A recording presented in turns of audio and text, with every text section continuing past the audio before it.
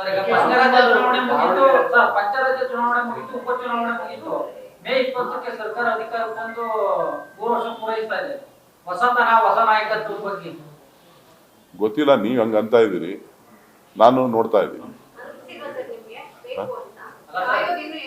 ನೀವು ಕೂಡ ಆಸೆ ಇಟ್ಕೊಂಡಿದ್ದೀರಾ ಸರ್ ಕೆಲವೊಂದು. ನಾನೇನು MLA ನಾನೇನು MP ಆಸೆ ಇಟ್ಕೊಳಕ್ಕೆ. ಅಲ್ಲ ಸರ್, ನಿಮ್ಮ ಸಹೋದರನ್ನ ಪಟ್ಟದಲ್ಲಿ ನೋಡ್ಬೇಕು ಅಂತ. ಜವಾಬ್ದಾರಿಗಳು ನಿಭಾಯಿಸೋದು ಕಷ್ಟ. ಪಟ್ಟದಲ್ಲಿ ನೋಡಬೇಕು ಅನ್ನೋ ಆಸೆ ಇಲ್ಲ.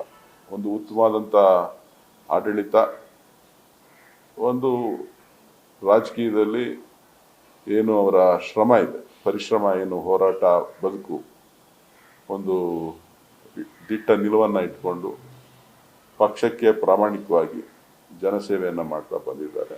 ಆ ಒಂದು ನಿಟ್ಟಿನಲ್ಲಿ ಒಂದು ಅವಕಾಶ ಸಿಗಬೇಕು ಅಂತಕ್ಕಂಥದ್ದು ನನ್ನ ವೈಯಕ್ತಿಕ ಅಭಿಲಾಷೆ. ಸರ್, ನಾಯಕತ್ವ ವಿಚಾರದಲ್ಲಿ ಮೇಲ್ನೋಟಕ್ಕೆ ಎಲ್ಲವೂ ತಣ್ಣಗಿದೆ, ಒಳಗಡೆ ತಣ್ಣಗಿಲ್ಲ ಅಂತ ಅನ್ಸುತ್ತಾ? ನಾವು ಅನ್ಕೋಬೋದಾ? ಬಾಡಿ ಯಾವಾಗ್ಲೂ ಹೊರಗಡೆ ಕೂಲಾಗಿರುತ್ತೆ, ನಿಮ್ಮ ಬಾಡಿ ಒಳಗಡೆ ಬ್ಲಡ್ಡು ಭಾಳ ಬಿಸಿಯಾಗಿರುತ್ತೆ. ಏನು ಮಾಡೋಕ್ಕಾಗುತ್ತೆ?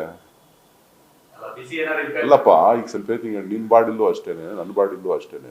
ಮೇಲ್ಗಡೆ ನೋಡಿದ್ರೆ ಬಾಡಿ ಕೂಲಾಗಿರುತ್ತೆ, ರಕ್ತ ಬಿಸಿಯಾಗಿರುತ್ತೆ. ಒಳಗಡೆ ಬಿಸಿಯಾಗಿದ್ರೇನೆ ರಕ್ತ ಸಂಚಲನ ಆಗೋದು.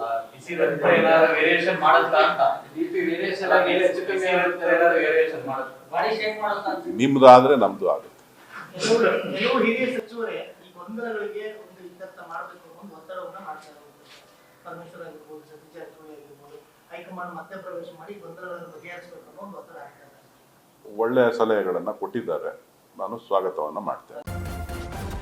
ನ್ಯೂಸ್ ಫಸ್ಟ್, ನಿರ್ಭೀತಿಯಿಂದ ನಿಮ್ಮ ಪರವಾಗಿ.